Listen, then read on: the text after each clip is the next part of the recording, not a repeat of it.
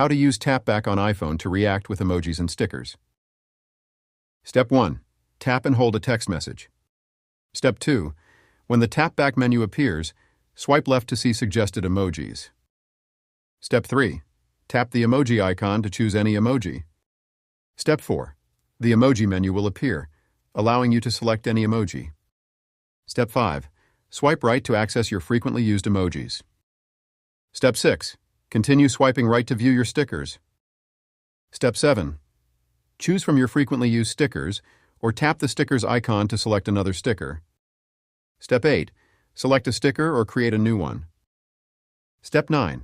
Once you return to the emoji screen, tap the sticker or choose another emoji. Step 10. Your reaction, whether an emoji or sticker, will appear in a small bubble above the message. That's how to use the new iMessage Tapback features. You can react with any emoji or sticker you have.